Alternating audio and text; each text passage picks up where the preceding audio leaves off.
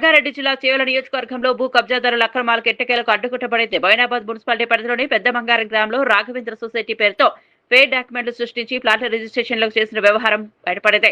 ఈ కేసులో న్యాయస్థానాల ఆదేశాల మేరకు సర్వే నెంబర్లు 210, 211, 212లో ఉన్న మొత్తం 16 ఎకరాల భూమిని అధికారులు స్వాధీనం చేసుకున్నారు. ఈ భూమిపై అక్రమంగా నిర్మించిన 12 ఇళ్లను తొలిచేతి చేపట్టారు. ఈ వ్యవహారంలో నిందితులపై 6 కేసులు నమోదు చేసినట్లు అధికారులు తెలిపారు. చట్టబద్ధ యజమానులు డి సురేష్ రెడ్డి, శ్రీనివాసరాజు దశాబ్దాలుగా ఎదుర్కొంటున్న అన్యాయాలకు కోర్టు తీర్పుతో ఊరట లభించింది.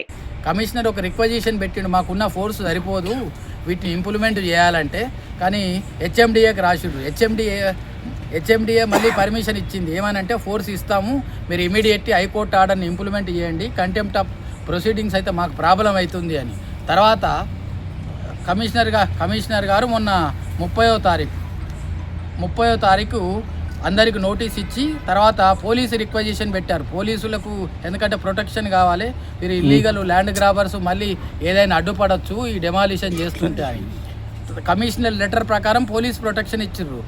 ఇవన్నీ అయిన తర్వాత యాజ్ పర్ హైకోర్టు ఆర్డర్ ప్రకారం డెమాలిషన్ జరిగింది. సర్వే నెంబర్ 210, 211, 212లో ఈ 3 సర్వే నెంబర్లో 16 ఎకరాలు అయితే ఏదైతే ఇల్లీగల్ కన్స్ట్రక్షన్స్ ఉన్నాయో వీటిని ఇప్పుడు క్లియర్గా డెమాలిషన్ చేయడం జరిగింది. ఇప్పుడు వీరు కొంతమంది ఈ ప్లాట్లో యాక్చువల్గా ఒరిజినల్గా ఎవ్వరు కూడా రాలేదు. ఎవరైతే వీళ్ళు లోకల్గా టీఆర్ఎస్ కానీ కాంగ్రెస్ కానీ డిఫరెంట్ చేసి వాటి ద్వారా ఈ లిటిగేషన్ క్రియేట్ చేస్తున్నాడు. అడ్మిటెడ్లీ ఏంటంటే ఈ ఏదైతే మన కోర్టు తీర్పు వచ్చిందో ఆ కోర్టు తీర్పుని ఈ రోజుకు అదే ఉంది.